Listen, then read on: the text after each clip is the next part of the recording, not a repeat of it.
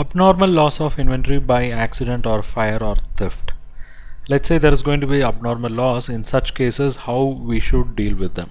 First of all, the value of the loss should be determined. Okay, we'll say that is abnormal loss. Then that abnormal loss account should be debited. So abnormal loss account will be debited, and the credit should go to either purchase or trading account, right? So when the loss takes place and when the value is determined, abnormal loss is being debited and the credit is given to either purchase or trading account. Now once this is done, we have to transfer this abnormal loss. Okay, so abnormal loss will be created and generally it will be transferred to profit and loss. So profit and loss account will be debited and abnormal loss will be created. So this is how generally it happens. But let's say there is an insurance claim available where you need not suffer all this loss. You can claim something from insurance company. In that case, you can have a portion of claim.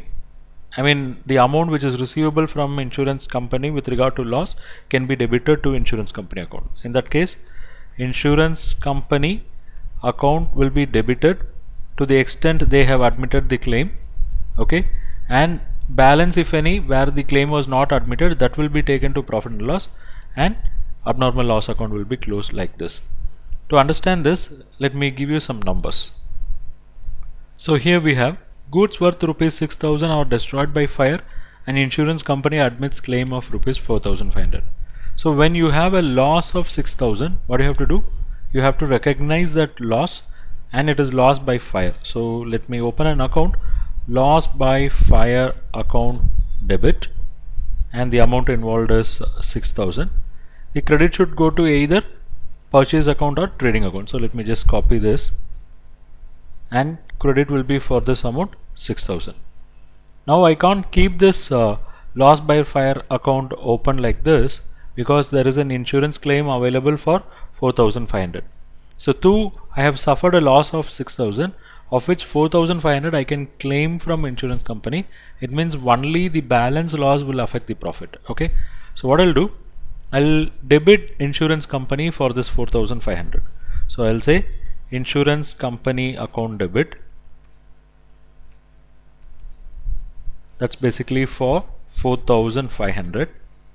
Whereas my loss on fire, loss on fire account is this 6,000. So loss suffered is 6,000. What insurance company is going to give me back is 4,500. It means there is a difference. It is 6,000 minus 4,500, which is 1,500, and this is nothing but the loss which will be debited to profit and loss account.